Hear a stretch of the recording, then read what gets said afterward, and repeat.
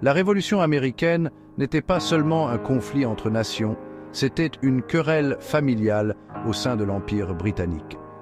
Les colons, autrefois fiers sujets de la couronne, considérèrent la politique britannique comme oppressive. De l'autre côté de l'Atlantique, les Britanniques voyaient les colons comme ingrats et rebelles.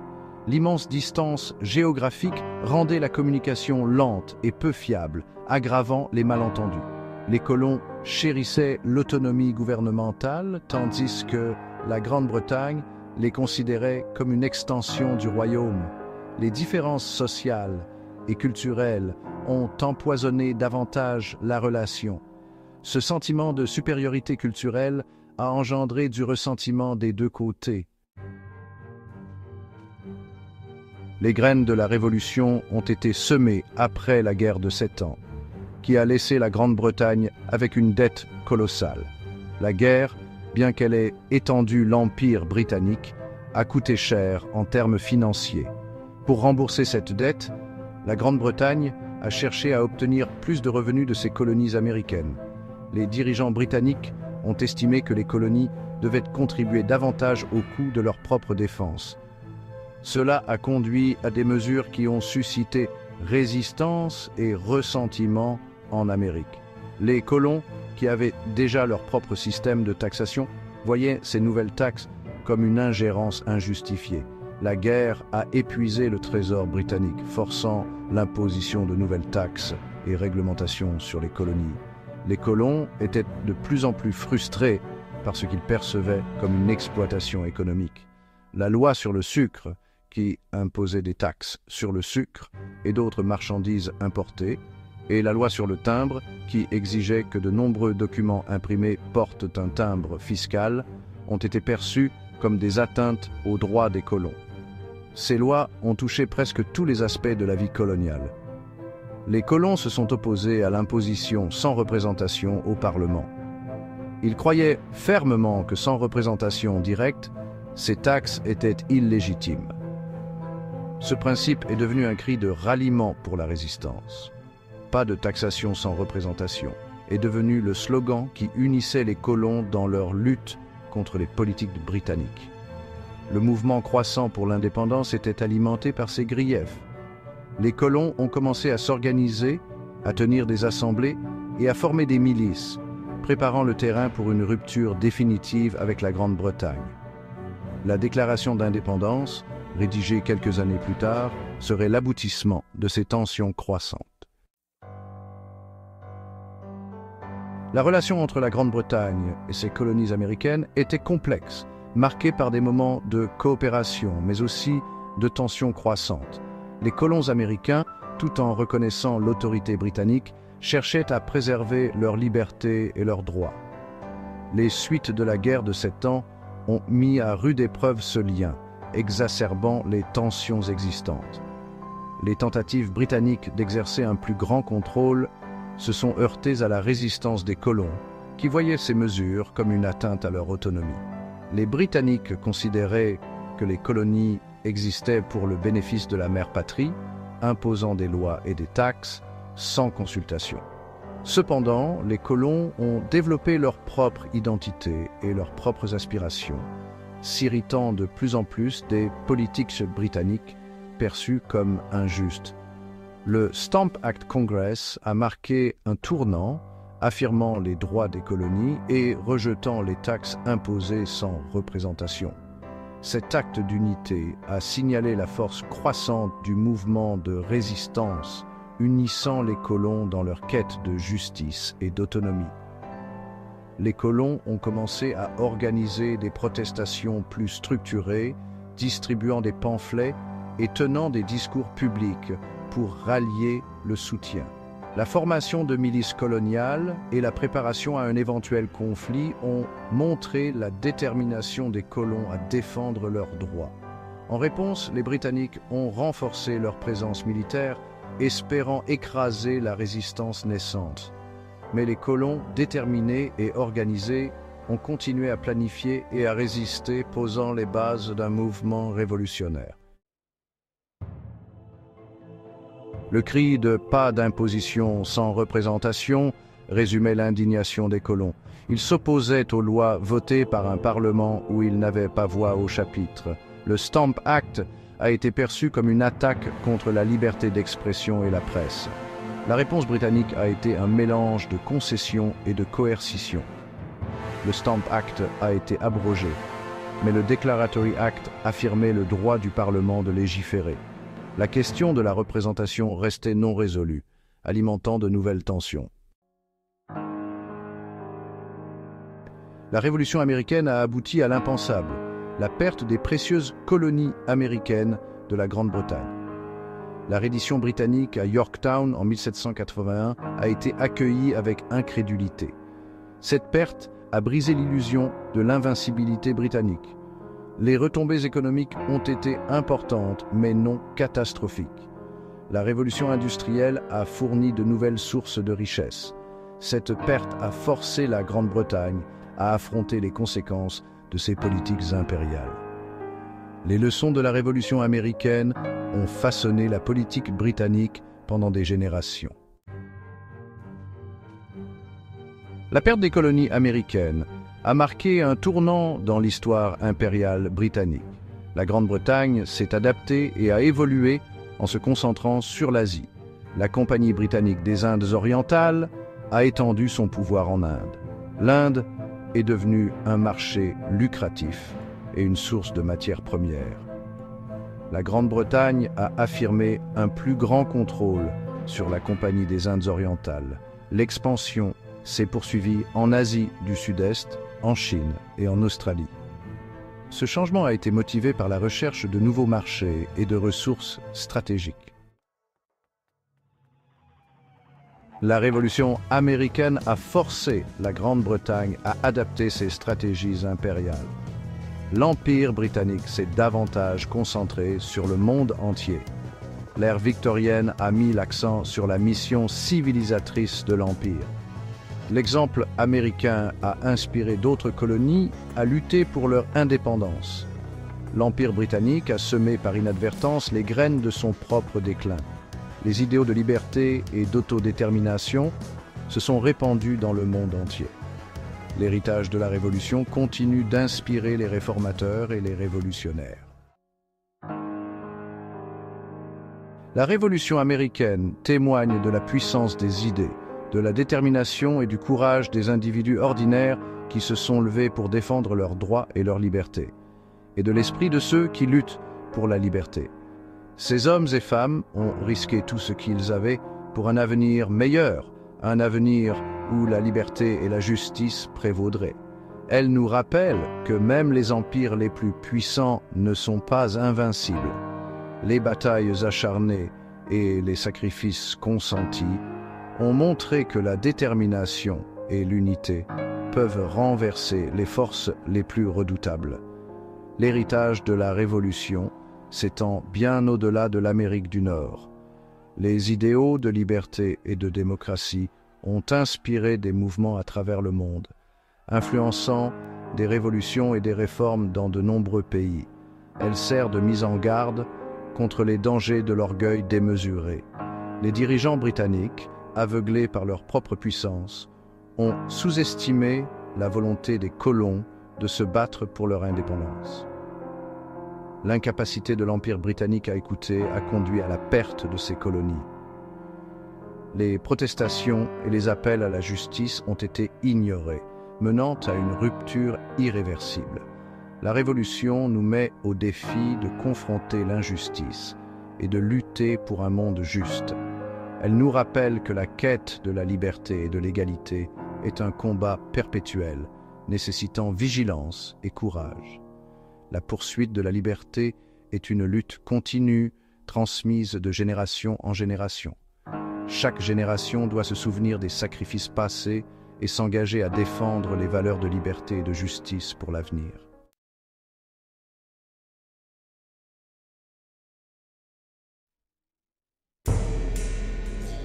Salut à tous, bienvenue dans ce voyage captivant à travers les mystères et les secrets de l'Empire britannique. On va explorer ensemble des contributions technologiques et culturelles méconnues, mais pourtant super importantes, de cet empire gigantesque. Préparez-vous à des surprises, des histoires oubliées et des connexions inattendues. Imaginez un peu le monde avant le train. Pas facile, hein? Les routes étaient souvent en terre battue et les voyages se faisaient à cheval ou en charrette. Les villes étaient isolées et les échanges commerciaux étaient lents et compliqués. L'arrivée du chemin de fer au XIXe siècle, ça a été une vraie révolution pour les transports, l'économie et même la société de l'Empire britannique. Les premières locomotives à vapeur ont transformé la manière dont les gens et les marchandises se déplaçaient. Les gares ferroviaires sont devenues des centres névralgiques d'activité. En Inde, par exemple, des milliers de kilomètres de voies ferrées ont été construits, reliant des régions super isolées aux grands ports commerciaux. Cela a permis de désenclaver des zones rurales et de stimuler le commerce local. Les trains ont rendu les voyages plus rapides et plus sûrs. Du coup, on pouvait transporter facilement les matières premières vers l'Angleterre et connecter des populations très différentes. Le coton, le thé et d'autres produits agricoles pouvaient être acheminés rapidement vers les marchés internationaux. Les gares sont devenues des lieux de rencontre où différentes cultures se croisaient. Et puis, c'était aussi stratégique pour gérer l'Empire. Les troupes et les fonctionnaires pouvaient se déplacer beaucoup plus vite. La mobilité accrue a permis une meilleure administration et un contrôle plus efficace des colonies. Les chemins de fer ont véritablement tissé un réseau qui a uni l'Empire britannique, facilitant non seulement le commerce et le transport, mais aussi l'intégration culturelle et administrative. Avant le télégraphe, pour communiquer à distance, on était limité par la vitesse des bateaux et des chevaux. Imaginez la galère. Les messages prenaient des semaines, voire des mois, pour atteindre leur destination. Les nouvelles voyageaient à la vitesse des vents et des sabots. Mais l'invention du télégraphe électrique au XIXe siècle, ça a tout changé. Samuel Morse et ses contemporains ont révolutionné la communication. On a posé des câbles sous-marins à travers les océans et hop, en un clin d'œil, les messages pouvaient traverser des milliers de kilomètres. Londres était connectée aux 4 coins de l'Empire en quelques minutes seulement. Les informations circulaient à une vitesse jamais vue auparavant. Super pratique pour coordonner les opérations militaires et contrôler les colonies. Les commandants pouvaient recevoir des ordres et envoyer des rapports en temps réel. Et pour le commerce international aussi, ça a été une révolution. Les marchands pouvaient suivre les prix des matières premières en temps réel. Les transactions se faisaient plus rapidement, les marchés étaient plus réactifs. Même dans la vie quotidienne, le télégraphe a eu un impact énorme. Les familles pouvaient recevoir des nouvelles de leurs proches à l'autre bout du monde en quelques heures au lieu de plusieurs semaines. Les journaux pouvaient publier des nouvelles fraîches, presque en temps réel, ce qui a transformé le paysage médiatique. Le monde est devenu plus petit, plus connecté. Le télégraphe a été le précurseur de nombreuses innovations technologiques. Il a jeté les bases de la communication moderne, ouvrant la voie à la radio, au téléphone et finalement à l'Internet. Aujourd'hui, nous prenons pour acquis la communication instantanée, mais tout a commencé avec ces premiers bips et clics du télégraphe. Une véritable révolution qui a changé le monde à jamais. L'Empire britannique, c'était un peu le moteur du commerce mondial à l'époque. Il jouait un rôle central dans la circulation des biens et des richesses à travers le globe. Des bateaux chargés de marchandises sillonnaient les mers dans tous les sens, reliant les îles britanniques au reste du monde. Des épices de l'Inde, des soieries de Chine, des cotons d'Égypte et bien plus encore. Aux métaux précieux d'Amérique du Sud, l'Empire britannique exploitait les ressources naturelles de ses colonies pour alimenter son économie florissante. L'Empire était au cœur d'un réseau commercial complexe et très lucratif. Les ports britanniques étaient des centres d'activité incessantes où les marchandises étaient échangées, vendues et achetées.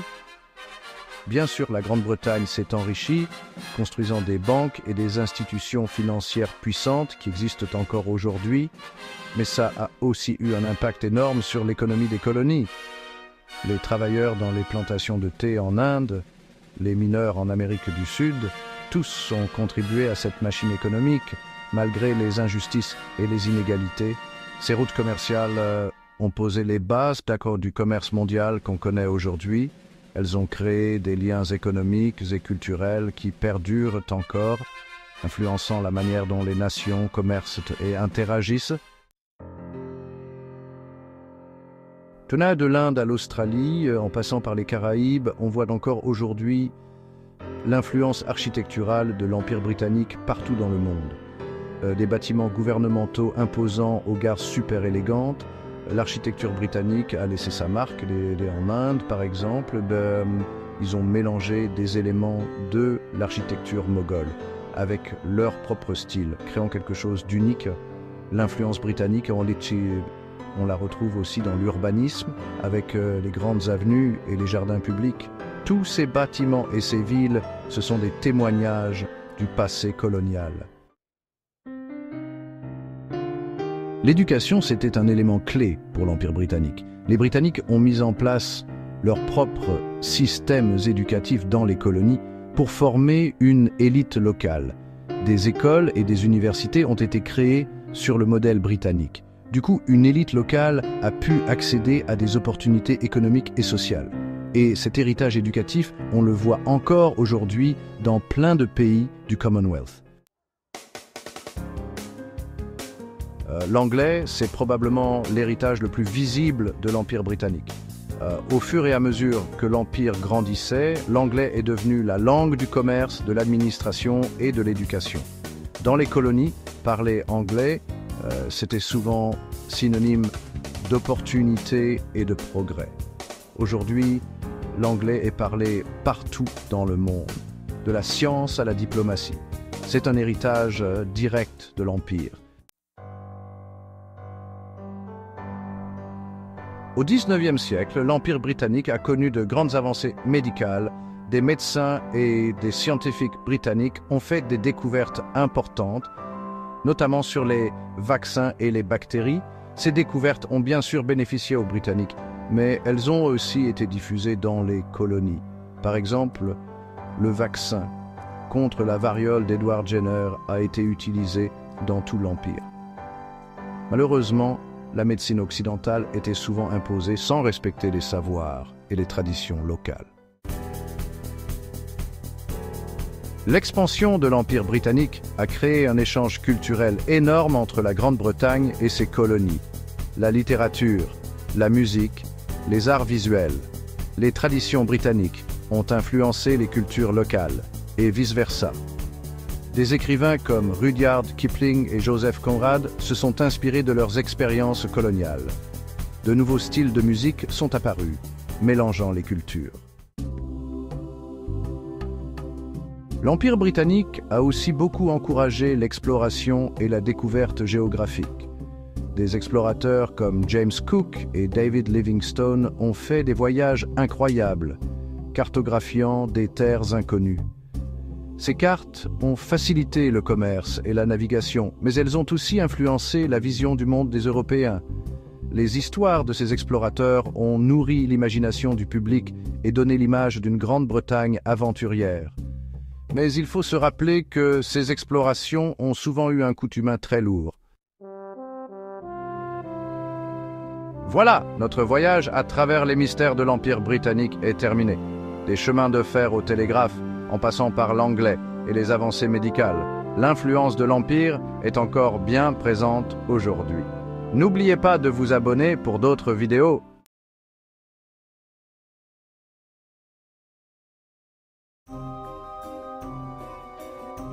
Le XVe siècle touchait à sa fin. Le monde était en pleine mutation. Un vent de changement, une soif d'aventure soufflait sur l'Europe. C'était l'ère des grandes découvertes. La montée en puissance de l'Empire ottoman avait coupé les routes commerciales traditionnelles. L'Orient, avec ses épices et ses richesses, semblait plus lointain que jamais. Les Européens aspiraient à une nouvelle voie vers les trésors d'Orient. Le Portugal et l'Espagne prirent les devants. Ils cherchèrent une route maritime vers l'Est, naviguant vers l'inconnu. Leurs voyages audacieux ont enflammé l'imagination à travers l'Europe. L'Angleterre, lente à se joindre à la mêlée, observait avec un intérêt croissant. L'odeur des opportunités flottait dans l'air. Le temps de l'Angleterre allait venir. Les graines de l'exploration étaient semées.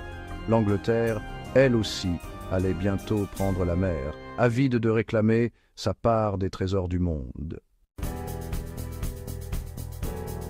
En 1497, un explorateur vénitien du nom de Jean Cabot appareilla de Bristol. Il était mandaté par le roi Henri VII. Sa mission ? Découvrir une nouvelle route vers l'Asie. Cabot navigua vers l'ouest à travers l'immensité de l'Atlantique. Terre, le cri retentit depuis la vigie. Cabot l'avait trouvé, mais ce n'était pas l'Asie. Il était tombé sur quelque chose de bien plus grandiose. Un nouveau monde. La découverte de terres neuves par Cabot fut monumentale. Elle marqua la revendication de l'Angleterre sur l'Amérique du Nord. L'Angleterre était entrée dans la partie. Le voyage de Cabot ouvrit la porte à une nouvelle ère d'exploration et d'expansion pour l'Angleterre. Le nouveau monde faisait signe, promettant des opportunités et des défis inouïs. Sir Francis Drake, un nom synonyme d'audace et d'aventure, un navigateur habile, un corsaire impitoyable, une légende de son vivant. En 1577, Drake se lança dans une expédition qui allait graver son nom dans les annales de l'histoire. Il prit la mer avec 5 navires, avec l'intention de piller les trésors espagnols dans le Pacifique. Le voyage de Drake fut semé d'embûches, tempêtes, escarmouches avec les forces espagnoles et l'immensité du Pacifique lui-même. Il persévéra, son courage inébranlable. Il pilla des colonies espagnoles, captura des galions chargés de trésors et amassa une fortune en or et en argent. Son exploit le plus audacieux, faire le tour du monde. Drake retourna en Angleterre en 1580, accueilli en héros. Il fut anobli par la reine Élisabeth I, ses exploits célébrés dans tout le pays. Le tour du monde de Drake était bien plus qu'une simple aventure audacieuse. La tension entre l'Angleterre et l'Espagne était palpable. Différences religieuses, ambitions territoriales et rivalités économiques alimentaient les flammes de l'animosité. L'exécution de Marie, reine d'Écosse, en 1587, s'avéra être le point de rupture. Le roi Philippe II d'Espagne décida d'agir. Il allait écraser la puissance naissante de l'Angleterre. En 1588, l'invincible Armada, une puissante flotte de navires de guerre, mit le cap sur l'Angleterre. Sa mission ? Envahir et conquérir, destituer la reine Élisabeth I et restaurer le catholicisme en Angleterre. Les Anglais, bien que moins nombreux, étaient prêts à se battre. Ils avaient des navires supérieurs, des marins expérimentés et l'avantage de combattre sur leurs terres. La bataille de Gravelines, un affrontement décisif dans la Manche, scella le sort de l'Armada. Les brûlots anglais semèrent le chaos, dispersant la flotte espagnole. L'Armada, battue et démoralisée, fut forcée de se replier vers le nord. Les tempêtes en mer du Nord décimèrent davantage les navires espagnols. La défaite de l'invincible Armada fut un tournant majeur. L'année 1600 vit la naissance d'un géant. La Compagnie des Indes orientales, dotée d'une charte royale par la reine Élisabeth I, s'embarqua dans une aventure qui allait remodeler le monde. Poussée par la demande insatiable d'épices en Europe, la compagnie jeta son dévolu sur les Indes orientales. Ce n'était pas seulement une entreprise, c'était une force avec laquelle il fallait compter. Elle avait le pouvoir de lever ses propres armées, de frapper monnaie et de négocier des traités. La Compagnie des Indes orientales était à la fois commerçante et souveraine, une entité unique qui mêlait commerce et conquête. Les premières années de la compagnie furent semées d'embûches. La concurrence des commerçants hollandais et portugais, les voyages maritimes périlleux et le terrain inconnu des Indes orientales. Mais l'attrait du profit s'avéra irrésistible. La Compagnie des Indes orientales établit des comptoirs en Inde, son influence s'étendant progressivement. Ils jetèrent les bases de quelque chose de bien plus grandiose. Le commerce des épices était l'élément vital du début de l'Empire britannique. Poivre, clous de girofle, noix de muscade et cannelle, c'était plus que de simples saveurs, c'était des symboles de richesse et de luxe. La demande d'épices en Europe était insatiable. Elles étaient utilisées pour conserver les aliments, aromatiser les plats et même dans les médicaments et les parfums. Les Indes orientales, avec leur climat tropical et leur sol fertile, étaient la principale source de ces épices recherchées. Le contrôle du commerce des épices signifiait le contrôle d'une immense richesse et influence. La Compagnie des Indes orientales le savait. Ils étaient déterminés à s'assurer leur part de ce marché lucratif. Le voyage vers l'Est était semé d'embûches. Tempêtes, pirates et maladies menaçaient chaque voyage. La quête des épices a stimulé l'exploration, alimenté les rivalités et façonné le destin des nations. La haute mer, voie vers la richesse, était aussi un repère de danger. Les pirates, ces brigands des mers, rôdèrent dans l'ombre, s'attaquant aux navires marchands et aux galions chargés de trésors. La frontière entre corsaires et pirates était souvent floue.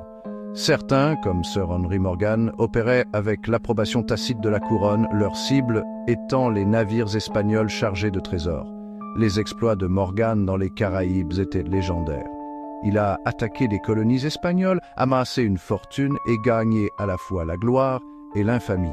Ses raids audacieux sur Panama et Portobello ont fait de lui une épine dans le pied des Espagnols. La piraterie a prospéré dans le chaos du début de l'Empire britannique. L'immensité des océans, l'attrait des richesses faciles et la nature souvent brutale de la compétition coloniale ont créé un terreau fertile pour l'anarchie. La piraterie a ajouté une autre couche de complexité à l'histoire du début de l'Empire britannique. C'était un rappel que la poursuite de la richesse et du pouvoir allait souvent de pair avec la violence et la cupidité. Le début de l'Empire britannique, forgé dans le creuset de l'exploration, du commerce et des conflits, a laissé une marque indélébile sur le monde. Des côtes de l'Amérique du Nord aux marchés aux épices des Indes orientales, l'influence britannique s'est répandue comme une traînée de poudre. Les conséquences de cette expansion ont été profondes et considérables. L'afflux de biens et d'idées du monde entier a transformé la société britannique. De nouveaux aliments, épices et textiles ont enrichi leur vie. Les fondations d'un empire mondial étaient posées. Un empire qui allait finalement s'étendre sur toute la planète. Les germes de futurs conflits et révolutions ont été semés pendant cette période. L'exploitation des ressources, le déplacement des populations indigènes et les réalités brutales de la traite des esclaves ont jeté une ombre sur l'héritage de l'Empire. Son héritage continue de façonner notre monde aujourd'hui, un rappel du pouvoir durable de l'ambition, des complexités de la mondialisation et de l'éternelle quête humaine de pouvoir et de prospérité.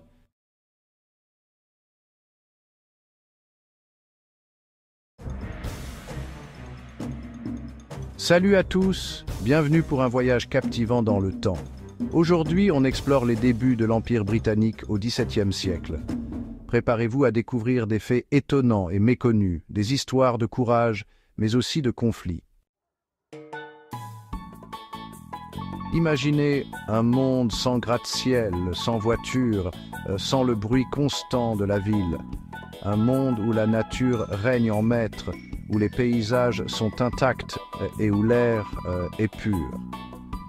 C'est dans ce contexte que les premiers colons européens ont décidé de quitter leur terre natale, sans le bruit constant de la ville.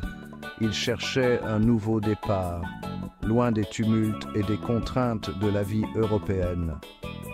Il y a 4 siècles, dans ce monde-là, les premiers colons britanniques ont traversé l'immense océan Atlantique, Ils ont embarqué sur des navires en bois, affrontant les vagues et les tempêtes, avec l'espoir de trouver une terre promise.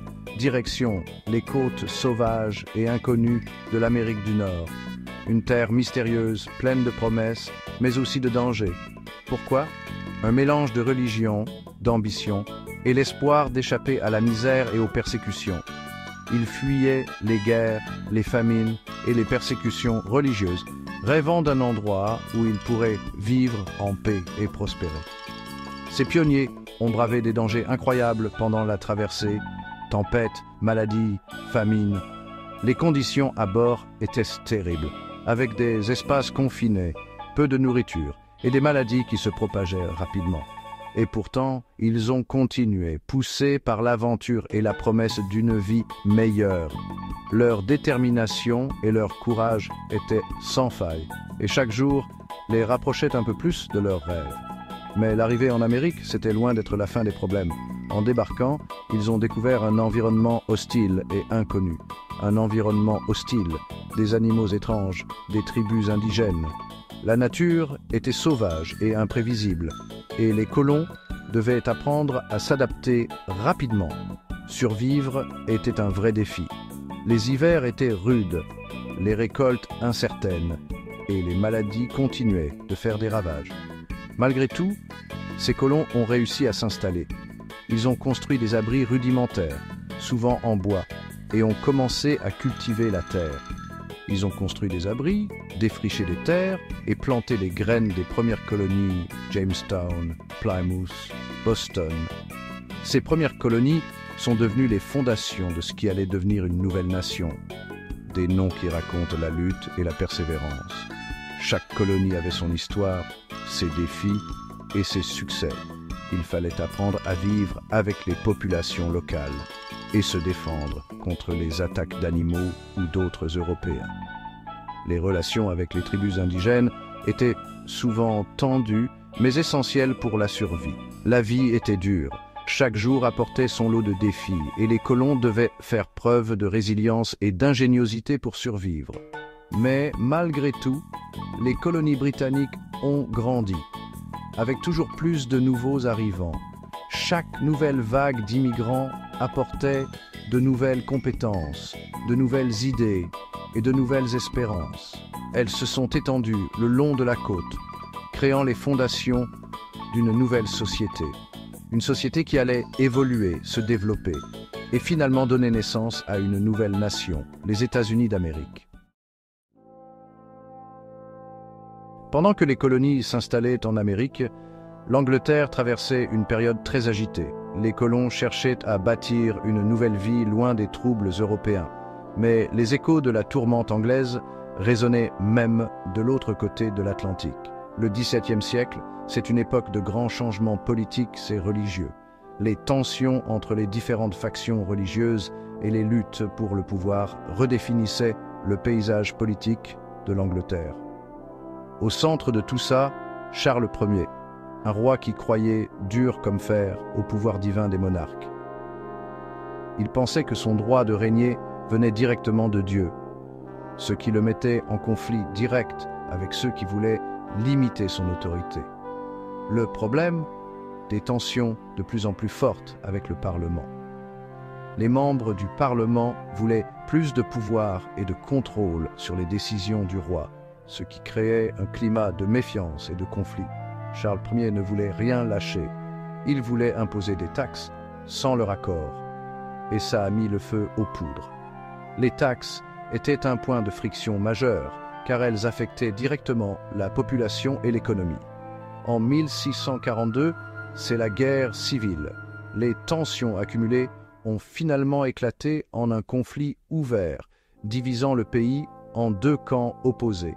Les cavaliers, du côté du roi, contre les têtes rondes, du côté du Parlement. Chaque camp avait ses propres idéaux et visions pour l'avenir de l'Angleterre. C'était plus qu'une simple guerre, c'était un choc des idées. La monarchie contre le Parlement. Les enjeux étaient énormes, car ils détermineraient la nature du gouvernement anglais pour les générations à venir. Et pendant ce temps, le peuple souffrait. Batailles, sièges, pillages. Le pays était ravagée. Les civils étaient pris au piège dans ce conflit, subissant les conséquences des décisions prises par ceux au pouvoir. En 1649, les têtes rondes gagnent. Charles Ier est capturé, jugé pour trahison et exécuté. Cet événement marqua un tournant majeur dans l'histoire anglaise, symbolisant la fin de l'absolutisme royal. L'Europe est sous le choc. La nouvelle de l'exécution d'un roi résonna à travers le continent, provoquant des réactions variées parmi les autres monarchies européennes. L'Angleterre devient une république, le Commonwealth, dirigé par Oliver Cromwell, un régime autoritaire.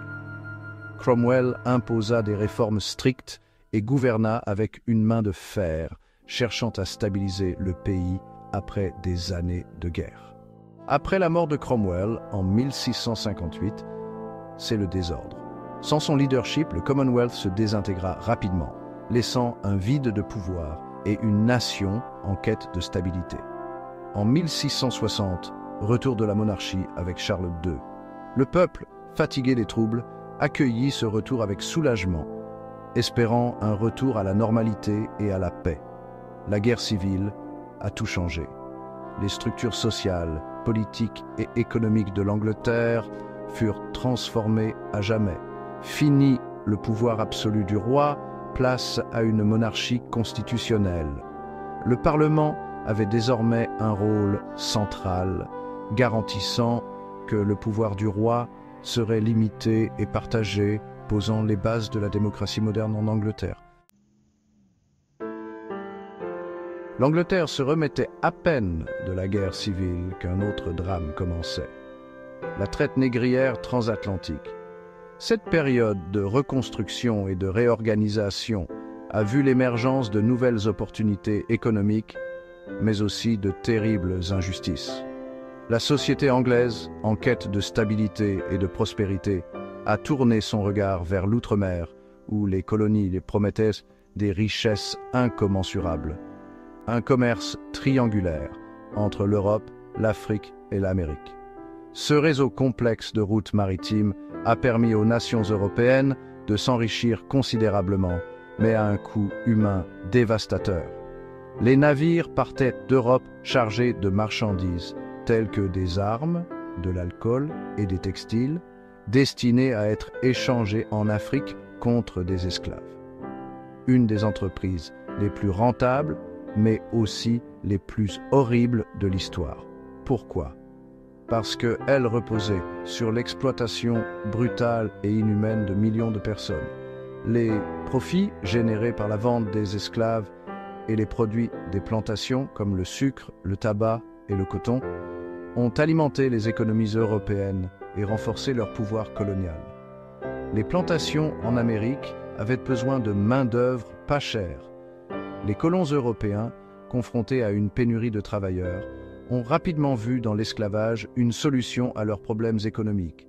Les vastes étendues de terres fertiles nécessitaient une main-d'œuvre abondante pour être exploitées efficacement.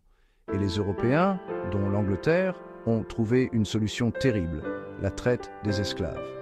Les marchands européens ont établi des comptoirs le long des côtes africaines où ils ont négocié avec des chefs locaux pour obtenir des captifs. Ces échanges étaient souvent facilités par des conflits internes et des raids organisés pour capturer des individus. Des bateaux partaient d'Angleterre avec des marchandises, direction l'Afrique. Une fois les esclaves embarqués, les navires traversaient l'Atlantique dans des conditions épouvantables. Ce voyage, connu sous le nom de « passage du milieu », était une épreuve de survie pour les captifs. Là-bas, ils échangeaient ces marchandises contre des hommes, des femmes, des enfants capturés et réduits en esclavage. Ces personnes étaient arrachées à leur foyer, séparées de leur famille et de leur communauté et vendues comme des marchandises. Les marchés aux esclaves étaient des lieux de désespoir et de souffrance. La traversée de l'Atlantique, le passage du milieu, était un cauchemar. Les conditions à bord des navires étaient inhumaines. Les captifs étaient entassés dans des cales sombres et insalubres, sans espace pour bouger, et souvent enchaînés les uns aux autres. Entassés dans des conditions épouvantables, les esclaves souffraient de la faim, de la soif, des maladies, de la violence.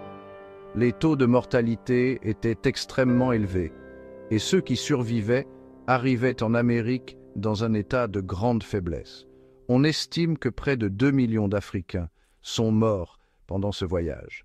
Ces pertes humaines ont eu des répercussions profondes sur les communautés africaines qui ont été décimées et déstabilisées par la traite. Ceux qui survivaient étaient vendus comme des objets en Amérique.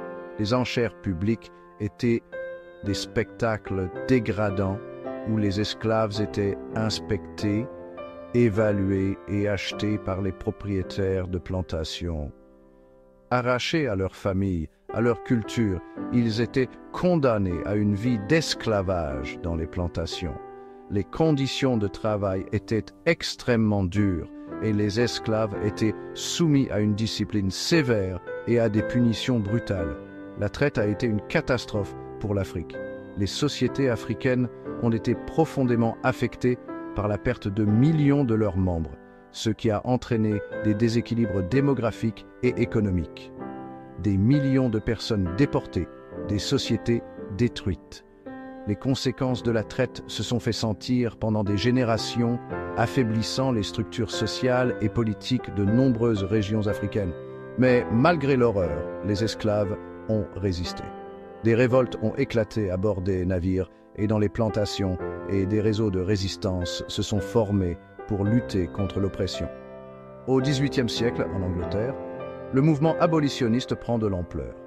Des voix courageuses se sont élevées pour dénoncer les atrocités de la traite et de l'esclavage et pour réclamer des réformes. En 1807, la traite est enfin abolie par le Parlement britannique.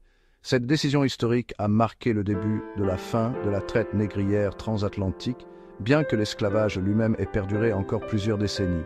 Et en 1833, l'esclavage est aboli dans tout l'Empire britannique.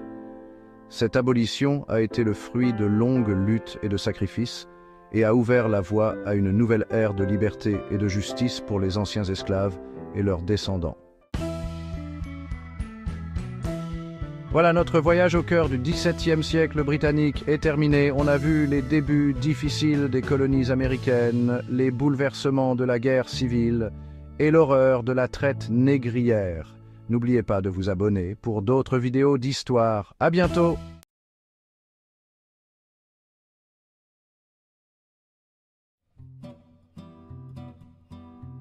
Les secrets mystérieux de l'Empire britannique au XVIIIe siècle.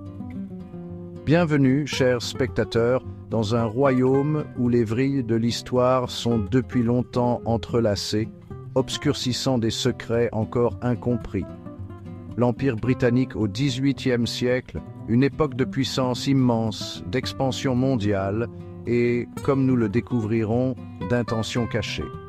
Notre voyage nous ramène à une ère charnière, une époque de grands bouleversements et de transformations, des rues pavées de Londres aux confins des colonies américaines et aux rivages exotiques de l'Inde. Nous déterrerons les histoires murmurées à voix basse, cachées à la vue de tous. Baissez le volume de la musique pour que les récits du passé résonnent avec clarté.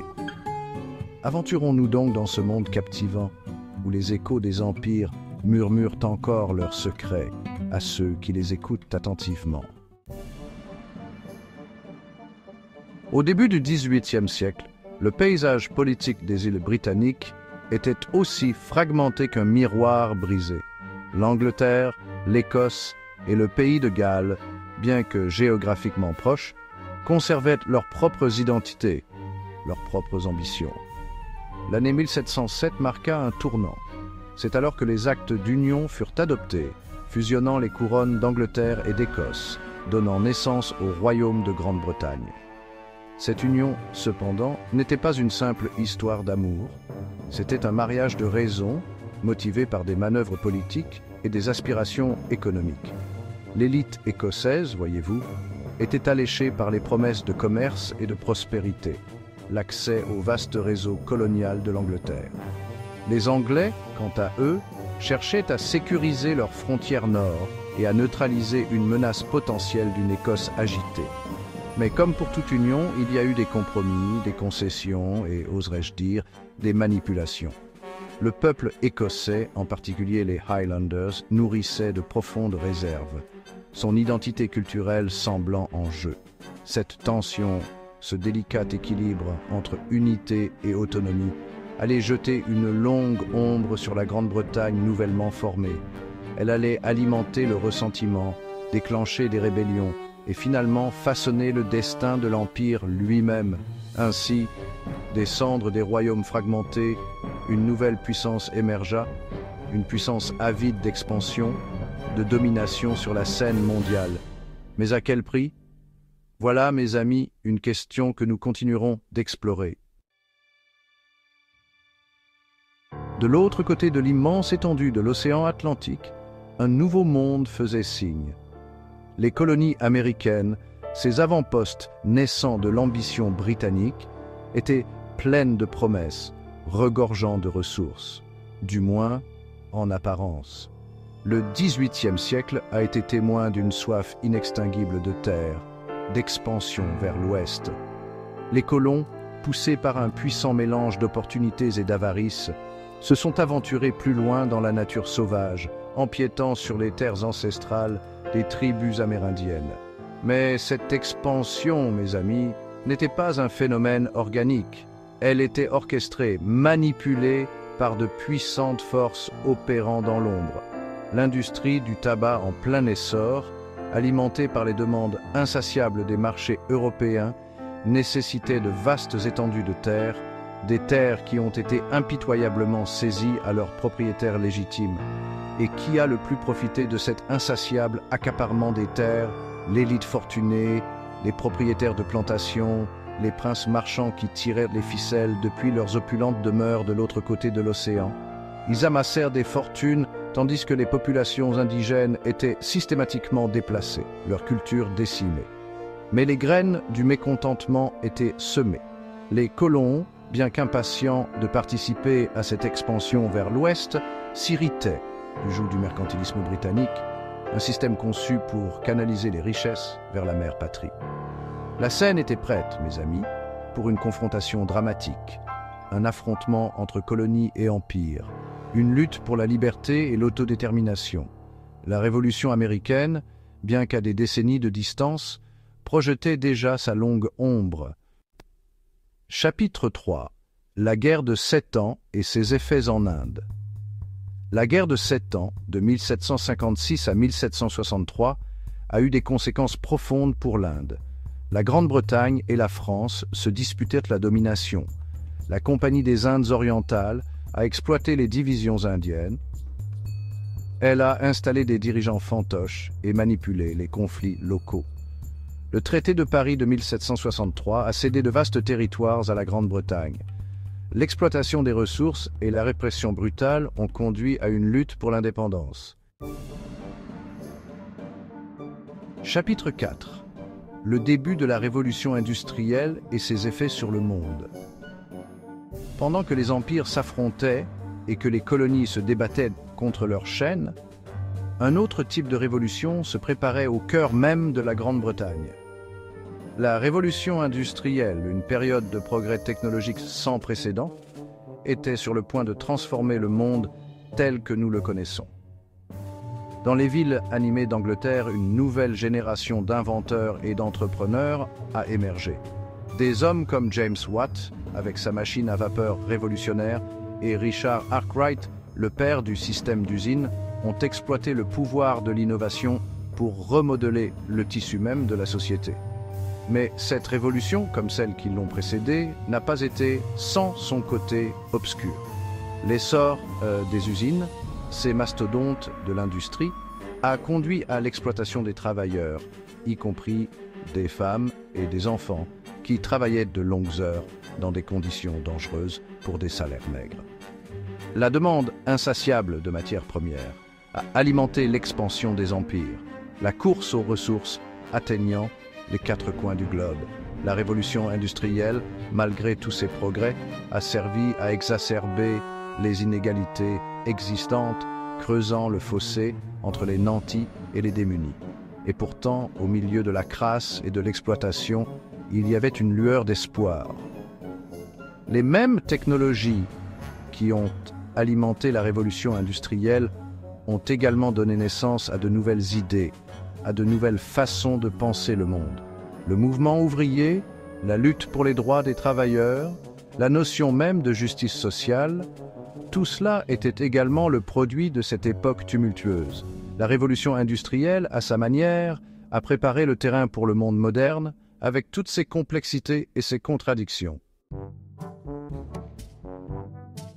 Outre les échos de l'histoire, alors que notre voyage à travers l'Empire britannique du XVIIIe siècle touche à sa fin, nous restons impressionnés par l'ampleur de son ambition, la portée de sa puissance.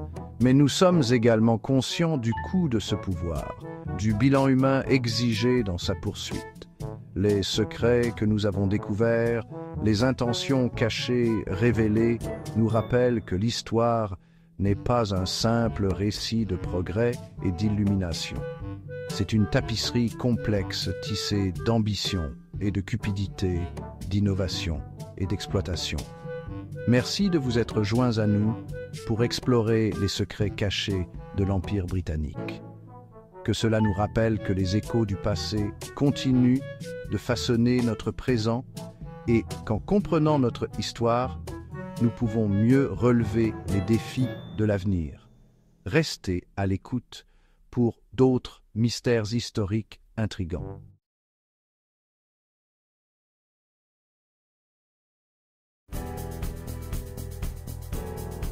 Le Commonwealth, une association de nations diverses, unies par des liens historiques, culturels et des valeurs communes. Mais comment cette entité extraordinaire, rassemblant des millions de personnes à travers le monde, est-elle née? Dans cette série captivante, nous allons entreprendre un voyage fascinant à travers le temps, explorant les origines, les transformations et les mystères du Commonwealth. Notre histoire commence au cœur de l'Empire britannique, une puissance mondiale où le soleil ne se couchait jamais. Les Amériques aux antipodes, l'étendue de l'Empire était immense, témoignage de son ambition et de sa puissance. En 1931, le statut de Westminster a officiellement reconnu l'autonomie des dominions britanniques, marquant une étape cruciale dans la naissance du Commonwealth moderne. Ce n'était pas la fin d'une relation, mais le début d'une nouvelle ère, la transformation d'un empire en une communauté de nations libres et égales. Le milieu du XXe siècle a été témoin d'un changement sismique sur la scène internationale, la fin de l'ère coloniale. De l'Inde à l'Afrique, des Caraïbes au Pacifique, les nations longtemps sous domination étrangère ont lutté avec courage et détermination pour leur indépendance. Ces mouvements de décolonisation ont été marqués par des manifestations massives, des discours enflammés et des négociations intenses. Les peuples ont bravé les obstacles, souvent à un coût personnel élevé, pour revendiquer leur droit à l'autodétermination. Les leaders de ces mouvements, tels que Mahatma Gandhi en Inde, Kwame Nkrumah au Ghana et Nelson Mandela en Afrique du Sud, sont devenus des symboles de résistance et de résilience. Leurs efforts ont inspiré des générations et ont changé le cours de l'histoire. Le Commonwealth a joué un rôle unique et crucial pendant cette période tumultueuse, offrant aux anciennes colonies une plateforme pour naviguer dans les complexités de l'indépendance. En réunissant des nations aux histoires et cultures diverses, le Commonwealth a facilité le dialogue et la coopération. De l'aide au développement à la promotion de la démocratie et des droits de l'homme, le Commonwealth a accompagné ses membres vers un avenir plus juste et équitable. Des initiatives éducatives aux projets de santé, ces efforts ont contribué à améliorer la qualité de vie dans les nouvelles nations indépendantes. En signant des accords et en collaborant sur des réformes sociales, les nations du Commonwealth ont célébré leur indépendance tout en construisant des sociétés plus inclusives et prospères. Le chemin vers l'indépendance a été ardu, mais il a ouvert la voie à un avenir rempli de possibilités et de progrès. Le Commonwealth représente un modèle unique de collaboration, un réseau de nations unies par un passé commun et un engagement vers un avenir partagé. Au cœur de cette collaboration, des valeurs partagées, la démocratie, les droits de l'homme, l'état de droit et l'égalité pour tous. À travers ces programmes de coopération, ces initiatives de renforcement des capacités et ces échanges interculturels, le Commonwealth œuvre pour un monde plus juste, plus équitable et plus durable pour tous. Derrière la façade majestueuse de l'Empire britannique se cachent d'innombrables histoires, certaines oubliées, d'autres volontairement cachées. Ces récits, souvent enfouis sous des couches de temps et de silence, nous offrent un aperçu fascinant des complexités de l'histoire coloniale. Prenons l'exemple des cités perdues, vestiges d'anciennes civilisations ayant prospéré sous la domination britannique. Ces cités, autrefois vibrantes et pleines de vie, sont aujourd'hui des témoins silencieux d'un passé révolu. Des ruines du Grand Zimbabwe en Afrique australe aux temples oubliés d'Angkor Wat au Cambodge, ces sites archéologiques témoignent de la richesse et de la diversité des cultures qui ont façonné le Commonwealth. Chaque pierre, chaque sculpture raconte une histoire de grandeur, de déclin et de résilience. Explorer ces secrets oubliés nous permet une compréhension plus nuancée du passé colonial, révélant des récits souvent ignorés qui continuent d'influencer le présent. En redécouvrant ces histoires, nous pouvons mieux comprendre les dynamiques complexes qui ont façonné notre monde moderne et les leçons que nous pouvons en tirer pour l'avenir. L'Empire britannique a engendré une galerie de personnages fascinants, des monarques et hommes d'État aux explorateurs, écrivains et rebelles. Prenons Lawrence d'Arabie, officier britannique énigmatique, figure clé de la révolte arabe contre l'Empire ottoman pendant la Première Guerre mondiale. L'histoire fascinante d'Ada Lovelace, fille de Lord Byron, considérée comme la première programmeuse informatique, est tout aussi captivante. En examinant la vie et l'héritage de ces personnages énigmatiques, nous découvrons les complexités de l'Empire britannique et son impact durable sur le monde.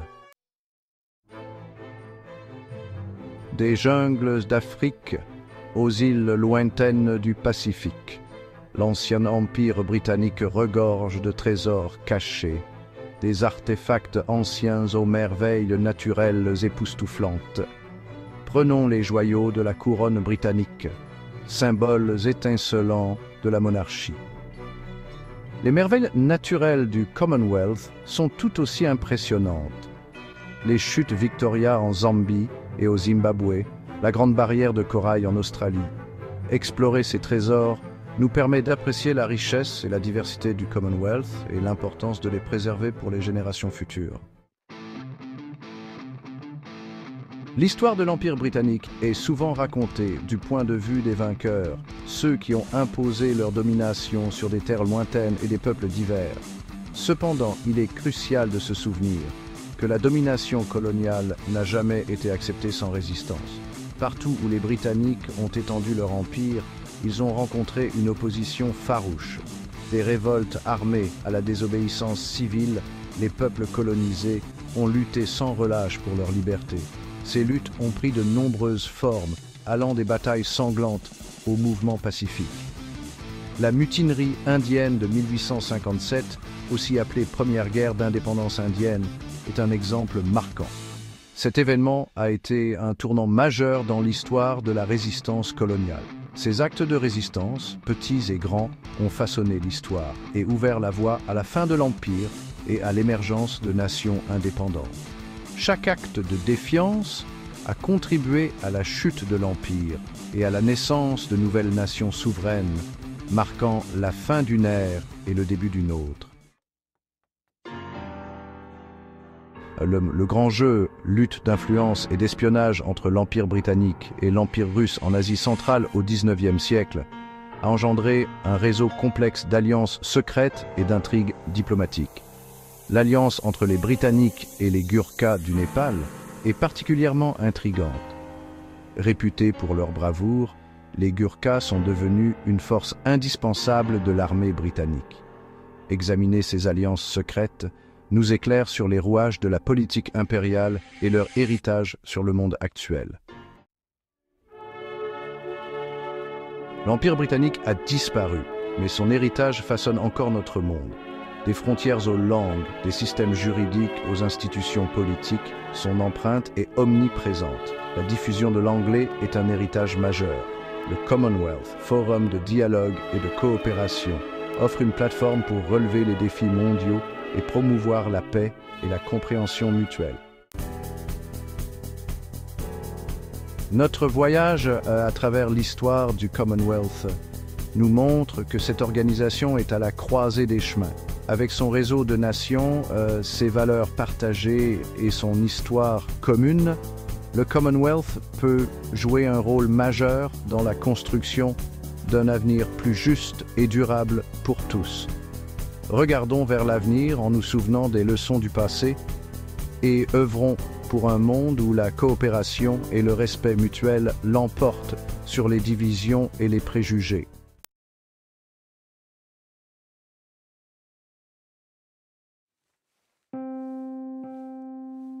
Bienvenue dans notre voyage à travers les aspects mystérieux et méconnus de l'Empire britannique au XIXe siècle. L'époque victorienne, souvent associée à la grandeur et au progrès industriel, recelait aussi des vérités cachées, des angoisses sociétales et des activités clandestines qui ont façonné le cours de l'histoire. Aujourd'hui, nous allons découvrir des secrets de l'ère victorienne, de la création de l'Empire des Indes et du colonialisme en Afrique et en Australie. Rejoignez-moi alors que nous nous aventurons dans l'ombre de cette époque révolue, en remontant le temps pour révéler les réalités énigmatiques et souvent troublantes qui se cachaient sous la surface du plus grand empire que le monde ait jamais connu. Notre exploration commence au cœur de l'Empire, la Grande-Bretagne victorienne. Sous le vernis des convenances et du décorum, un monde caché prospérait. Des sociétés secrètes, leurs rituels enveloppés de mystères, exerçaient leur influence dans l'ombre. Les francs-maçons, avec leurs symboles énigmatiques et leurs rites anciens, comptaient des personnalités influentes parmi leurs rangs. Leur influence, dont on chuchotait à voix basse, s'étendait jusque dans les couloirs du pouvoir. Mais ils n'étaient pas seuls. Le Hellfire Club, entouré de rumeurs de débauche et de savoirs interdits, attirait ceux qui cherchaient à défier le code moral rigide de l'époque. La révolution industrielle, tout en apportant une richesse sans précédent à certains, a également créé une vaste classe inférieure, luttant pour survivre dans des conditions sordides. C'est dans ces bidonvilles grouillants que nous trouvons les origines d'un autre monde caché, celui du crime organisé. Des gangs comme les Peaky Blinders, dont les noms étaient murmurés avec crainte, régnaient sur les ruelles de Birmingham et d'autres villes industrielles. Ces réseaux criminels, souvent romancés dans la culture populaire, étaient le produit de leur temps, un témoignage du désespoir qui se cachait sous la surface de la société victorienne. L'ère victorienne a vu l'essor de mouvements politiques radicaux, leurs pamphlets et leurs réunions clandestines témoignant du mécontentement croissant de la classe ouvrière. Ces premiers socialistes, féministes et chartistes, souvent confrontés à une répression brutale, voyaient leurs idées jugées dangereuses et subversives. Pourtant, leur lutte pour la justice sociale allait semer les graines du changement futur. Les music halls, souvent considérés comme scandaleux par les classes supérieures, offraient un exutoire à l'humour grivois et aux commentaires sociaux. Ici, au milieu des salles enfumées et des rires rauques, un nouveau genre de divertissement a émergé, reflétant les réalités de la vie des gens ordinaires. Le mouvement spiritualiste, avec ses séances et ses tentatives de contact avec les morts, a captivé l'imagination du public. Que l'on croit au surnaturel ou non, on ne peut nier l'impact profond de ce mouvement sur la culture victorienne. L'ère victorienne, avec ses contradictions et ses complexités, continue de nous fasciner aujourd'hui.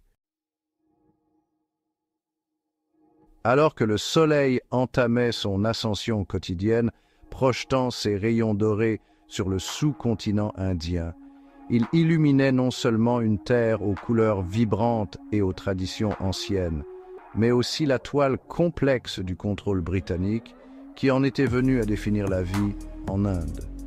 La création de l'Empire des Indes, chapitre monumental du récit de l'impérialisme britannique, ne fut pas simplement une histoire de conquête militaire et de traités politiques. Ce fut aussi une histoire de stratégie rusée, d'intentions cachées et des luttes silencieuses d'un peuple déterminé à reprendre son destin. Derrière la façade opulente du Raj britannique, un monde d'intrigues et de résistance bouillonnait. Un monde où les espions se cachaient dans l'ombre et où les murmures de rébellion résonnaient à travers les bazars bondés. Au cœur de ce monde clandestin opérait la Compagnie des Indes orientales, une entreprise commerciale transformée en une force politique redoutable, brandissant une armée plus grande que celle de la plupart des nations européennes. Poussés par une soif insatiable de profit et de pouvoir, les agents de la compagnie naviguaient dans les couloirs labyrinthiques des cours indiennes, forgeant des alliances, exploitant les rivalités et orchestrant les événements à leur avantage. Leur tactique, souvent impitoyable et manipulatrice, resserrait progressivement l'étau de la domination britannique sur le sous-continent. Dans les palais somptueux des princes et des maharajas indiens, un jeu dangereux de murmures et d'intrigues se déroulait. Les résidents britanniques, ostensiblement conseillers des souverains indigènes, étaient en réalité les architectes d'un système conçu pour éroder l'autonomie de l'élite indienne. Ces agents, habiles en diplomatie et en subterfuge, employaient une combinaison de flatterie, de coercition et de rumeurs savamment orchestrées pour plier la volonté de leurs homologues indiens. La leur était une conquête silencieuse, réalisée non par la force brute, mais par la manipulation subtile du pouvoir. Dès le début, un esprit de résistance, souvent caché aux yeux vigilants des colonisateurs, a vacillé parmi la population indienne. Les chefs religieux, utilisant le pouvoir de la foi et de la tradition, ont rallié leurs fidèles contre les injustices perçues du régime étranger. Des sociétés secrètes, dont les membres étaient issus de toutes les couches de la société indienne, complotaient pour renverser leurs oppresseurs, leurs réunions clandestines se tenant à la faveur de l'obscurité, leurs plans voilés de secrets. Même dans les rangs de l'administration britannique, des voix dissidentes ont émergé. La création de l'Empire des Indes fut une saga complexe et multiforme, un récit difficile à confiner dans les livres d'histoire. Chapitre 3. Écho dans l'Outback et la brousse africaine. Alors que nous nous aventurons plus loin du cœur de l'Empire, notre voyage nous emmène vers les vastes paysages brûlés par le soleil de l'Australie et les étendues sauvages de l'Afrique. Ici, les tentacules du colonialisme britannique se sont étendus, modifiant à jamais le destin de ces terres et de leurs peuples. Les histoires de la colonisation en Australie et en Afrique sont souvent racontées à travers le prisme de l'exploration et de la colonisation. Dans la vaste étendue de l'Australie, l'arrivée des Britanniques en 1788 marqua un tournant. Ce qui a commencé comme une colonie pénitentiaire allait finalement se transformer en une nation aux prises avec les complexités de son passé colonial. Le sort des aborigènes d'Australie est un chapitre tragique et souvent négligé de l'histoire de l'Empire britannique. Les colons européens empiétaient sur les territoires autochtones, entraînant des conflits et des déplacements. Mais il y a eu aussi des moments d'alliance improbables et d'échanges culturels. En Afrique, la ruée vers les territoires et les ressources par les puissances européennes a laissé une marque indélébile. Les Britanniques ont imposé leur domination à des populations et des cultures diverses. Les exploits d'explorateurs comme David Livingstone ont alimenté l'imagination des Britanniques. La recherche de cités perdues et de trésors légendaires a attiré les aventuriers au cœur de l'Afrique. Les histoires de la colonisation en Australie et en Afrique sont des récits vivants, dont l'héritage est tissé dans le tissu de ces continents et de leurs peuples. Merci de vous être joints à nous pour cette exploration des mystères cachés de l'Empire britannique. En voyageant des rues éclairées, au gaz de Londres, aux bazars animés de l'Inde et aux paysages ensoleillés de l'Australie et de l'Afrique, nous avons découvert des histoires d'ambition, de résilience et du pouvoir durable de l'esprit humain. L'Empire britannique, avec toutes ses complexités et ses contradictions, a laissé une marque indélébile sur le monde, façonnant non seulement le paysage géopolitique, mais aussi le tissu culturel et social d'innombrables nations. N'oubliez pas d'aimer, de partager et de vous abonner pour d'autres aperçus historiques passionnants. Gardez le volume de la musique bas tout au long de la vidéo.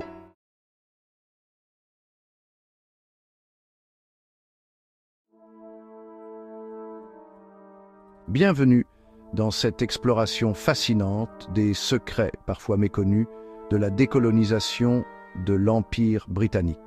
Un empire où, disait-on, le soleil ne se couchait jamais, s'étendant sur d'immenses territoires et abritant une incroyable diversité de peuples et de cultures. Mais sous cette apparente toute-puissance, des mouvements de résistance grondaient, une soif de liberté bouillonnait, attendant patiemment le moment propice pour exploser. Aujourd'hui, nous allons lever le voile sur des faits intrigants et peu connus concernant l'indépendance de l'Inde et du Pakistan, et la vague de décolonisation qui a submergé l'Afrique. Préparez-vous à entendre des récits de combats, de victoires, mais aussi de tragédies et de bouleversements, alors que des nations entières luttaient pour se libérer du joug colonial. Baissez un peu le son pour mieux apprécier ces histoires captivantes. Des histoires ancrées au plus profond de notre passé, qui résonnent encore aujourd'hui et qui ont façonné le monde dans lequel nous vivons. Notre voyage commence au cœur de l'Empire britannique, dans le Raj britannique, une terre d'une beauté et d'une complexité fascinante. Pendant des siècles, l'Inde a été le joyau de la couronne britannique, une source inépuisable de richesse et de prestige. Mais la domination coloniale, aussi puissante soit-elle, ne pouvait éternellement étouffer l'aspiration humaine à la liberté. Au milieu du XXe siècle, le mouvement pour l'indépendance de l'Inde, mené par des figures emblématiques comme Mahatma Gandhi, partisan de la non-violence, a pris une ampleur considérable. La partition qui s'ensuivit, avec la création de l'Inde et du Pakistan, censée apaiser les tensions religieuses, a en réalité déclenché l'un des plus grands exodes de l'histoire. Des millions de personnes, hindous, musulmans et sikhs, ont été déplacés, traversant les nouvelles frontières, dans un climat de violence et de chaos inimaginable. On estime qu'entre 200 000 et 2 millions de personnes ont péri dans les affrontements intercommunautaires qui ont suivi la partition. La naissance de ces deux nations a été marquée par le sang, une période sombre qui hante encore les mémoires de la région. L'indépendance de l'Inde et du Pakistan a marqué un tournant historique, annonçant une nouvelle ère de décolonisation qui allait embraser le monde. Alors que le soleil se couchait sur le Raj britannique, il se levait sur un nouveau jour en Afrique. La Seconde Guerre mondiale, avec ses destructions et ses bouleversements sans précédent, avait profondément affaibli les puissances coloniales européennes, les laissant exsangues et incapables de maintenir leur emprise sur leurs colonies. En Afrique, la guerre avait attisé les flammes du nationalisme.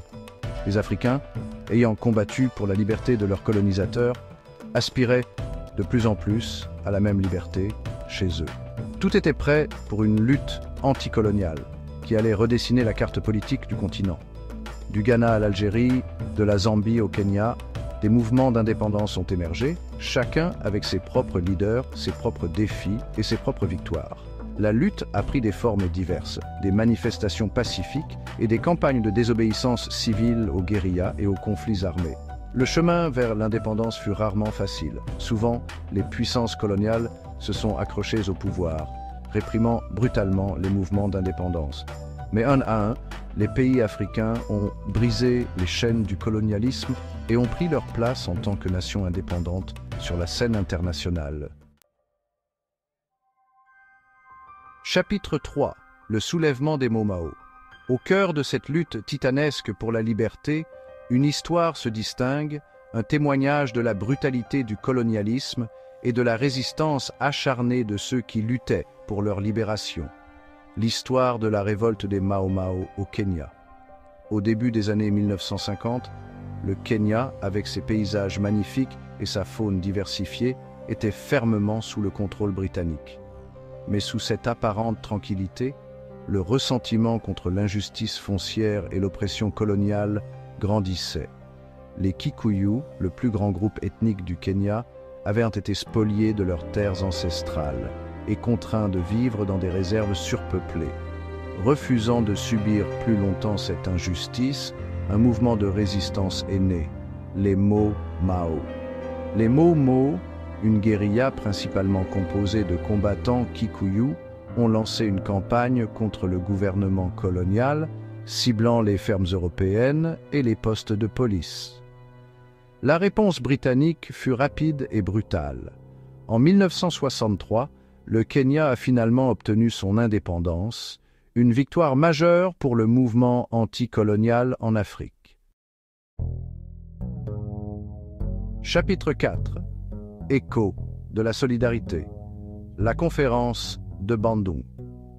Alors que les mouvements d'indépendance prenaient de l'ampleur en Afrique et en Asie, un sentiment de solidarité s'est développé entre ces nations nouvellement indépendantes. Conscientes de leur lutte commune contre le colonialisme et l'impérialisme, elles cherchaient à tracer une nouvelle voie sur la scène mondiale. C'est dans ce contexte qu'a eu lieu la conférence de Bandung en Indonésie en 1955, un événement historique. Pour la première fois dans l'histoire moderne, 29 pays d'Asie et d'Afrique, représentant plus de la moitié de la population mondiale à l'époque, se sont réunis pour discuter de leur avenir commun. La conférence a été un tournant majeur dans l'histoire du mouvement de décolonisation. Les principes énoncés à Bandung, connus sous le nom des 10 principes de Bandung, ont eu un impact considérable sur le droit international et les relations internationales. Chapitre 5. La voix du Ghana, Kwame Nkrumah. Alors que l'écho de la conférence de Bandung résonnait à travers le monde, un jeune leader charismatique en Afrique de l'Ouest s'est imposé comme une figure de proue du mouvement anticolonial. Kwame Nkrumah, fervent panafricaniste et défenseur de l'autodétermination africaine, allait mener son pays, la Côte de l'Or, à l'indépendance sous le nom de Ghana et inspirer d'innombrables autres à travers le continent et au-delà. Né dans un petit village de la Côte de l'Or, Nkrumah a reçu une éducation occidentale, étudiant aux États-Unis et en Grande-Bretagne, où il a découvert les idées du panafricanisme et du socialisme. De retour dans son pays natal en 1947, il s'est engagé dans la lutte pour l'indépendance, devenant rapidement un leader charismatique. Nkrumah savait que le chemin vers l'indépendance serait semé d'embûches et de sacrifices. Il a compris le pouvoir de la mobilisation populaire et a utilisé des manifestations, des boycotts et des actes de désobéissance civile pour faire pression sur le gouvernement colonial britannique. En 1957, après des années de lutte, la Côte de l'Or a accédé à l'indépendance, devenant le premier pays d'Afrique subsaharienne à briser les chaînes du colonialisme. La nouvelle nation a été rebaptisée Ghana en référence à l'ancien empire d'Afrique de l'Ouest et Nkrumah est devenu son premier ministre. L'indépendance du Ghana a été un moment historique pour l'Afrique. Conclusion. L'aube d'un nouveau monde. Merci d'avoir suivi cette exploration des secrets de la décolonisation de l'Empire britannique. Nous avons voyagé à travers le temps et l'espace, des rues animées de Delhi aux plaines du Kenya, pour découvrir des histoires de lutte, de triomphe, de tragédie et d'espoir qui ont marqué cette période mouvementée. N'oubliez pas de vous abonner pour plus de vidéos passionnantes et de laisser un commentaire sur ce qui vous a le plus surpris. L'histoire, comme nous l'avons vu, n'est pas qu'une simple succession de dates et de noms. C'est une tapisserie complexe d'histoires humaines, chacune avec ses victoires et ses défaites, ses héros et ses bourreaux. À bientôt pour une nouvelle aventure historique.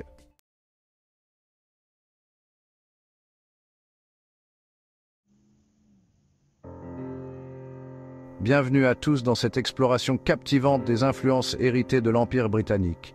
Un empire dont l'ombre plane encore sur notre monde moderne.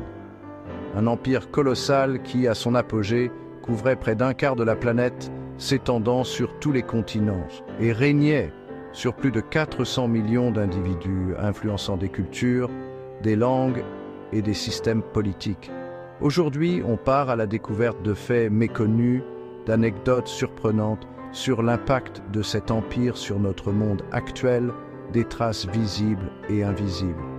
Des vestiges de son passage sont disséminés aux quatre coins du globe, parfois flagrants, parfois bien dissimulés, mais toujours présents. Tenez-vous prêts pour un voyage à travers le temps et l'espace, une véritable enquête historique pour comprendre comment cet empire a modelé le monde tel que nous le connaissons aujourd'hui, influençant encore nos vies quotidiennes. Notre périple commence par un aspect fascinant de l'héritage britannique. La langue, un héritage qui a traversé les siècles et les continents. L'anglais, propagé par les navires de la Compagnie britannique des Indes orientales, a pris racine dans des contrées lointaines, influençant des cultures et des sociétés entières. On le retrouve aujourd'hui comme langue officielle dans une multitude de pays, de l'Inde au Canada, en passant par l'Australie et le Kenya, témoignant de son adoption mondiale. Mais l'influence linguistique de l'Empire britannique ne s'arrête pas là. Elle s'étend bien au-delà des frontières géographiques. Soyez attentifs et vous dénicherez des mots et expressions anglaises dans des langues aussi diverses que le japonais, l'hindi ou le swahili, preuve de l'intégration profonde de l'anglais. Week-end, football, taxi, autant de mots qui témoignent de la porosité des frontières linguistiques et de l'empreinte indélébile de l'Empire britannique sur notre vocabulaire quotidien. Prenons l'exemple de l'Inde, pays aux 1001 langues, où l'anglais joue un rôle crucial. L'anglais, introduit durant la période coloniale, est devenu une langue véhiculaire incontournable, un véritable pont entre les différentes communautés linguistiques, facilitant la communication et l'unité.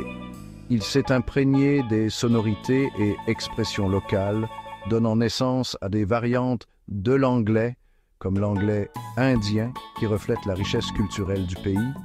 Une langue qui, malgré le poids de son passé colonial, est devenue un outil de communication internationale, un vecteur de culture et de savoir reliant les peuples du monde entier. Alors, la prochaine fois que vous entendrez un mot anglais dans une langue étrangère, prenez le temps de réfléchir à son voyage, à son histoire et à l'impact durable de l'Empire britannique sur notre monde linguistique. Au-delà de la langue, l'Empire britannique a profondément marqué les systèmes juridiques de nombreux pays, laissant une empreinte indélébile sur les lois et les institutions. La common law, basée sur la jurisprudence et les précédents, a traversé les océans avec les colons britanniques, s'implantant dans des terres lointaines. Aujourd'hui encore, elle constitue la base du droit dans des pays comme les États-Unis, l'Inde, le Canada et l'Australie, influençant des millions de vies au quotidien. Imaginez l'influence de ce système juridique sur la vie de millions de personnes, façonnant les sociétés et les économies modernes. Du simple contrat commercial aux décisions de justice les plus importantes, la common law continue de régir les interactions sociales et économiques, garantissant une certaine stabilité et prévisibilité. Un des principes fondamentaux de la common law est la primauté du droit. L'idée que personne n'est au-dessus des lois, assurant ainsi l'équité et la justice. L'habeas corpus, ce droit fondamental qui protège contre la détention arbitraire, prend également racine dans la common law britannique, offrant une protection essentielle aux individus. Ce principe, inscrit dans la Magna Carta en bleu de 115, est devenu un pilier des droits de l'homme, influençant les constitutions et les lois à travers le monde. Bien sûr, l'héritage juridique de l'Empire britannique n'est pas sans reproche, ayant parfois été imposé de manière autoritaire. Cependant, l'influence du droit britannique sur les systèmes juridiques modernes est incontestable, et son héritage continue de façonner le monde juridique d'aujourd'hui. Merci d'avoir suivi cette vidéo sur les secrets de l'Empire britannique. J'espère que ce voyage dans le temps vous a permis de mieux comprendre l'impact profond et durable de cet empire sur notre monde actuel. N'hésitez pas à vous abonner pour plus de contenu passionnant et à laisser un commentaire avec vos impressions. L'histoire de l'Empire britannique est loin d'être un sujet clos.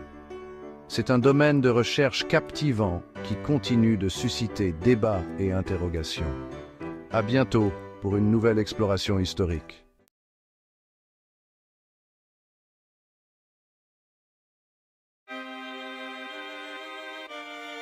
On parle souvent de la Seconde Guerre mondiale en évoquant les grandes puissances et les batailles gigantesques. Mais derrière cette histoire, il y a une autre réalité, celle d'un empire immense en plein chaos. L'Empire britannique, présent partout dans le monde, a été transformé par ce conflit. Des jungles de Birmanie au désert d'Afrique du Nord, des millions d'hommes et de femmes ont lutté pour leur survie et pour l'avenir de l'Empire. Alors que la guerre menaçait l'Europe, l'Empire britannique se préparait à un conflit d'une ampleur jamais vue. Les tensions montaient et les nations se préparaient à une guerre totale. Les dirigeants britanniques, conscients de l'importance de chaque décision, se réunissaient pour élaborer des stratégies qui détermineraient le sort de millions de personnes. De l'Angleterre, avec ses usines, aux vastes plaines de l'Inde, une mobilisation générale était lancée. Les usines britanniques, autrefois dédiées à la production de biens de consommation, se sont rapidement transformées en centres de production militaire. En Inde, les paysages paisibles ont été remplacés par des scènes de préparation militaire intenses, alors que les hommes et les femmes se préparaient à soutenir l'effort de guerre. Des millions de personnes ont répondu à l'appel. Des volontaires de tous horizons se sont rassemblés, animés par un sentiment de devoir et de patriotisme. Les campagnes de recrutement dans les colonies britanniques ont vu des foules immenses se présenter pour servir, prêtes à sacrifier leur vie pour une cause commune. Les usines, qui fabriquaient avant des produits du quotidien, sont devenues des pièces maîtresses de la machine de guerre. Les lignes de production ont été réorganisées pour fabriquer des armes, des munitions et d'autres équipements essentiels. Les ouvriers, travaillant sans relâche, ont joué un rôle crucial dans cette transformation. Les ressources des colonies ont été envoyées en Angleterre, alimentant cet effort de guerre colossal. Des tonnes de matières premières, de nourriture et d'autres fournitures ont été transportées par mer, souvent sous la menace constante des attaques ennemies. Ces envois étaient vitaux pour maintenir l'effort de guerre britannique. Les bateaux, bravant les dangers des sous-marins, ont créé un lien vital entre le centre de l'Empire et ses territoires lointains. Les convois maritimes, souvent escortés par des navires de guerre, ont traversé des mers agitées et dangereuses pour assurer un approvisionnement constant. Les marins, conscients des risques, ont fait preuve d'un courage exceptionnel. Mais cette mobilisation a eu un coût. Les paysages dévastés par la guerre témoignaient de la brutalité des combats. Les économies des nations impliquées ont été mises à rude épreuve et les populations ont dû faire face à des privations et des sacrifices quotidiens. Les colonies ont beaucoup souffert, leurs économies ont été bouleversées et leurs populations ont connu des pénuries. Les restrictions et le rationnement étaient monnaie courante et les habitants des colonies ont dû s'adapter à une nouvelle réalité marquée par la pénurie et l'incertitude. Malgré tout, la volonté de résister a été la plus forte. Les efforts de résistance, tant sur le front intérieur que sur les lignes de bataille, ont montré la détermination des peuples à ne pas céder. Des activités visant à maintenir le moral des troupes et des civils ont été organisées, renforçant l'esprit de solidarité. Des soldats indiens se sont battus courageusement en Afrique du Nord et en Italie, montrant leur bravoure et leur détermination. Leurs contributions ont été essentielles dans plusieurs campagnes et leur courage a été salué par leurs alliés. Et des pilotes canadiens ont survolé l'Europe, participant à des missions cruciales qui ont changé le cours de la guerre. Leur expertise et leur dévouement ont été des atouts précieux pour les forces alliées. L'Empire britannique, uni face au danger, a résisté. La collaboration entre les différentes nations de l'Empire a montré la force de l'unité et de la coopération. Ensemble, ils ont surmonté des défis immenses et ont contribué à la victoire finale. La victoire, si durement gagnée, a laissé l'Empire britannique épuisé. Les blessures de la guerre ont révélé les faiblesses de cet empire, autrefois invincible. L'économie britannique, affaiblie par des années de combat, avait du mal à se relever. Les colonies voulaient être indépendantes, inspirées par les idées de liberté et d'égalité. Les mouvements pour l'indépendance sont revenus en force, exigeant la fin du contrôle britannique. L'Inde, le joyau de l'Empire britannique, a ouvert la voie, son indépendance en 1947, marquant un tournant majeur. Le Royaume-Uni, face à des problèmes économiques et politiques de plus en plus importants, a dû se rendre à l'évidence. Le temps de l'Empire était terminé. L'Empire s'éteignait, laissant derrière lui un héritage complexe, fait de grandes réussites et de profondes injustices. Au milieu de la guerre mondiale, l'Empire britannique avait une autre arme, l'espionnage. Des hommes et des femmes, travaillant en secret, ont créé un réseau d'intrigues et mené des opérations audacieuses. Le Bureau des opérations spéciales, le SOE, est devenu le chef de file de la résistance clandestine. Des agents secrets, parachutés en territoire ennemi, ont aidé les résistants et saboté les installations ennemies.